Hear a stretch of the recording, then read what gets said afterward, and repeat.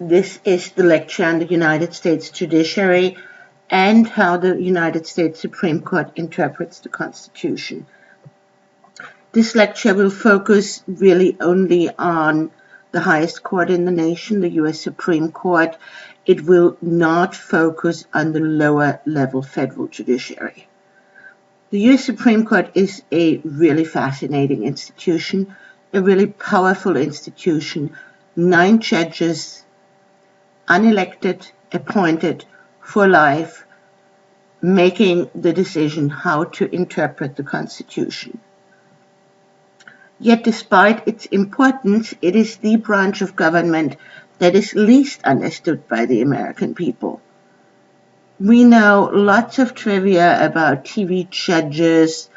For instance, many people much older than you are actually recall the name of the judge in the O.J. Simpson trial. Ask your parents about it. Ask older relatives about it. Yet most people actually do hardly know anything about the United States Supreme Court. So one purpose of this lecture is really to give you the basics about the court, and then in the second part we are talking about the different ways in which the Supreme Court interprets the Constitution. Specific objectives for today are as following. We want to understand the role the court plays in American politics. We want to understand the politics and importance of judicial appointments.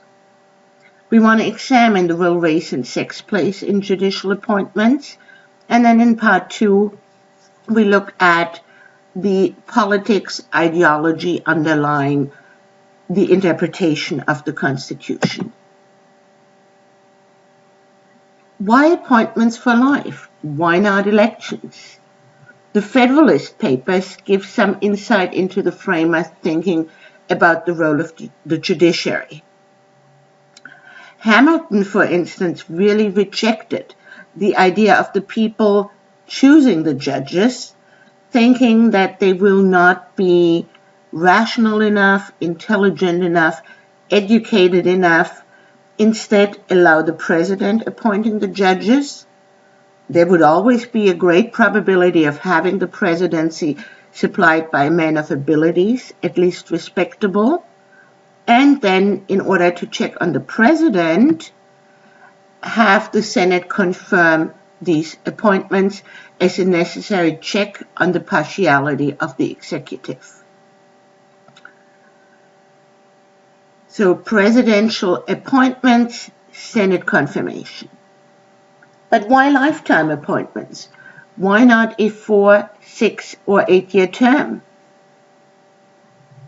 A lifetime appointment gives a judge a tremendous amount of power, and many judges serve way into their 80s or 90s.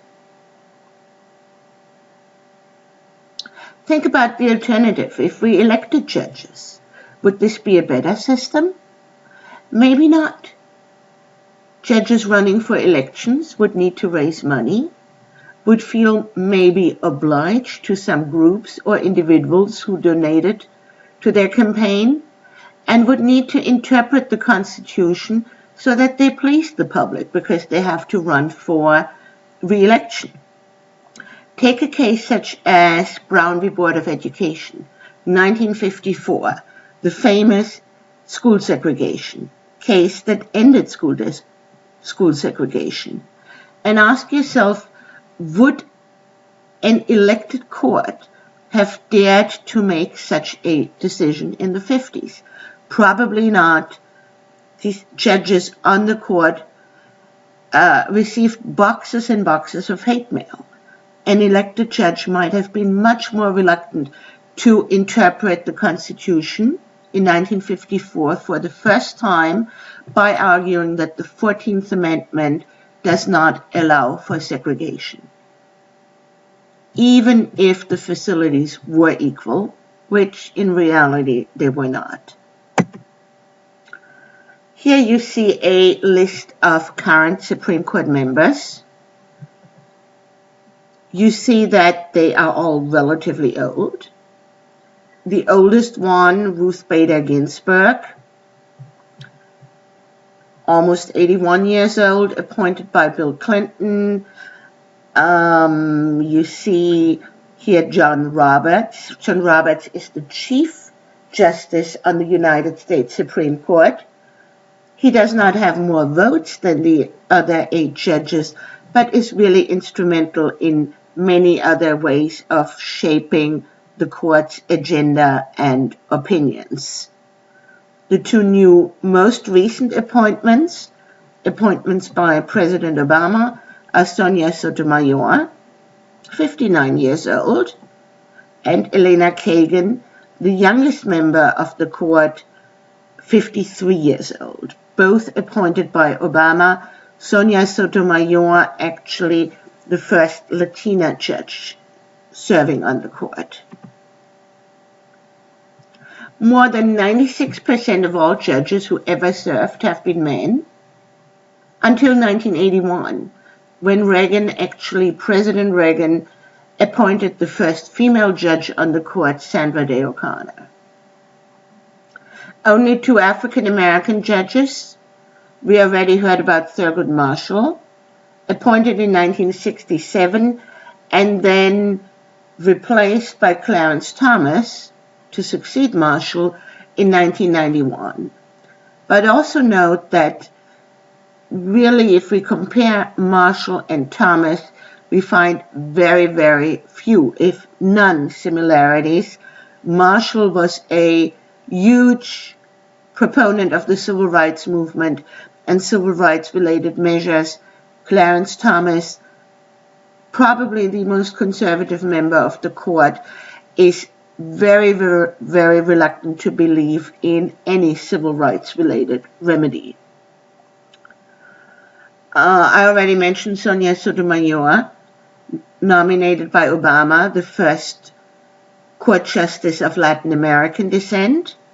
In terms of religious background, 6 of the current judges are Roman Catholics, 3 are Jewish, no Protestants. All of them, however, have an Ivy League education in common Harvard, Yale, or Columbia. These are the most typical institutions. But you might ask yourself, does the background of judges matter? Shouldn't justice be race and gender blind? Theoretically, I couldn't agree more. Yes, justice should be blind to race and blind to gender. There are 2 possible perspectives and 2 possible kind of inferences we can draw on if we look at the current court. If we compare the 2 African-American judges, Thomas and Marshall, there are really virtually no similarities in their approach to the Constitution. Thurgood Marshall was consistently one of the more liberal judges. Clarence Thomas is typically seen as one of the most conservative judges on the court. So certainly it is possible that a judge's ideology overrides his or her personal experiences, and that race really doesn't matter. But we can also look at it differently. Take, for instance, the case of Ruth Bader Ginsburg, one of the current judges. Ruth Bader Ginsburg graduated first in her class at Columbia in 1954. She applied to many prestigious law firms. She applied for clerkships for judges. Many of those prestigious jobs were denied to her because of her gender.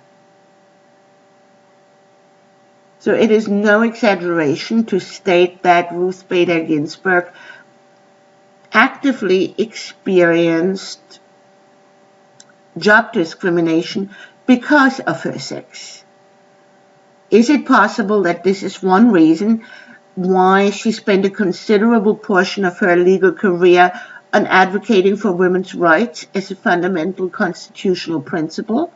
Possibly. Let's take one particular case as an example. Interesting case, Ledbetter v. Goodyear Tire Company in 2007. Lily Ledbetter worked for this tire company for many, many years as a supervisor. After decades of working for Goodyear Tire Company, she finds out that she always has been paid less than her male counterparts, although she consistently received positive evaluations.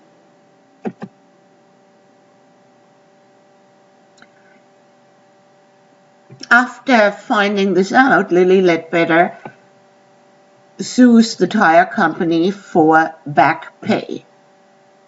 The court argues that employees have only 180 days to sue for employment discrimination. Half a year, no more. If it takes you longer to find out that you were discriminated, you cannot sue anymore. Ginsburg, on the other hand, dissented, and she dissented passionately, arguing that the 180 days limit to sue is completely inappropriate and discriminatory. She argues that employee discrimination occurs often in small increments over long periods of time. Furthermore, the pay information of fellow workers is typically confidential and unavailable for comparison.